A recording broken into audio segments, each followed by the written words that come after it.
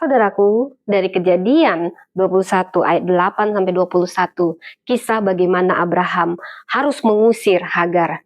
Saya memberi judul Dibuang tapi dituju Allah. Kita akan bercerita bagaimana jejak Allah di padang gersang.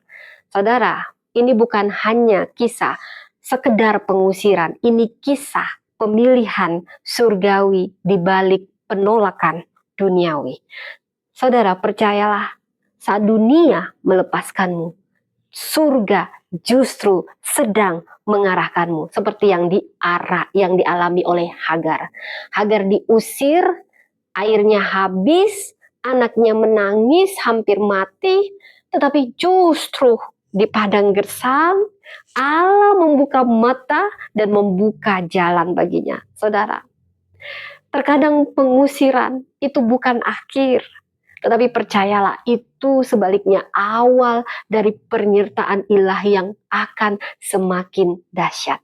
Ada 3 hal yang kita pelajari dari kisah ini.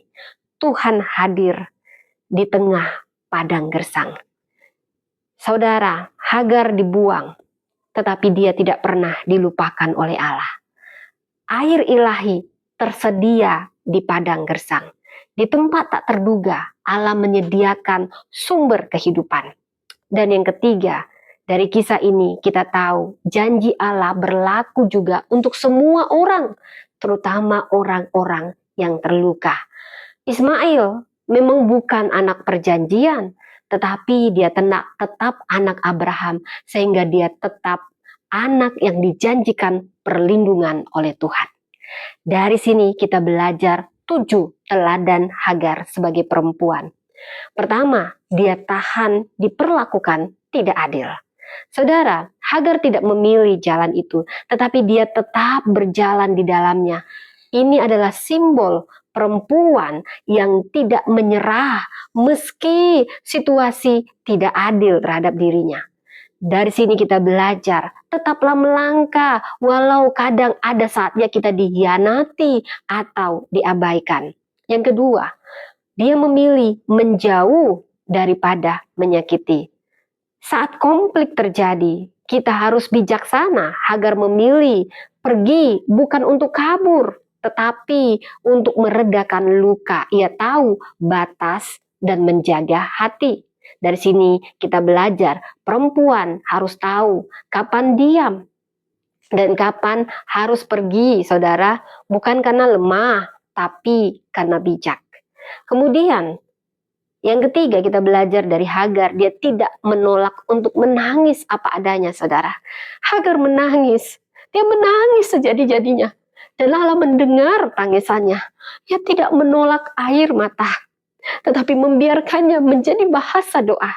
Dia mengerti bahasa tetesan air mata. Saudara, ketika Anda terluka, biar Anda menangis sejadi-jadinya di bawah hadiratnya, saudara. Allah sangat menghargai. Perempuan yang bijak tahu mengizinkan air matanya tumpah menjadi bahasa doanya. Itu bentuk komunikasi yang sangat murni terhadap surga. Dan yang keempat, dia memandang anaknya sebagai amanah ilahi. Dalam kondisi paling sulit, Hagar tetap memikirkan anaknya. Dia memperjuangkan anaknya, memperjuangkan hidup orang lain dibanding hidupnya sendiri, saudara. Seorang ibu harus rela menderita demi masa depan generasi selanjutnya. Saudara, dari Hagar kita belajar yang kelima, responsif terhadap suara malaikat. Hagar mendengar dan dia taat saat malaikat Tuhan memanggil namanya dan berseru. Dia tidak mengeraskan hatinya, walaupun hatinya remuk dan luka.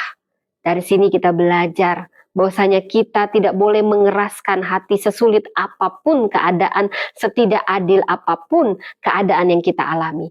Kita harus tetap mau mendengar suara Allah, sekalipun dalam keremukan hati. Dan yang keenam, Hagar mampu melihat apa yang awalnya tak terlihat saat Allah membuka matanya. Saat Allah membuka mata kita, saudara, kita akan melihat sumur seperti Hagar melihat sumur, kita juga akan melihat jalan keluar. Sebelumnya dia tidak menyadarinya, saudara. Dari sini kita belajar, perempuan yang imannya membuatnya melihat jalan keluar, ini akan membuat sesuatu yang luar biasa, saudara, di tengah kebuntuan. Dan yang ketujuh, dari Hagar kita belajar bagaimana menjadi pemula sejarah baru.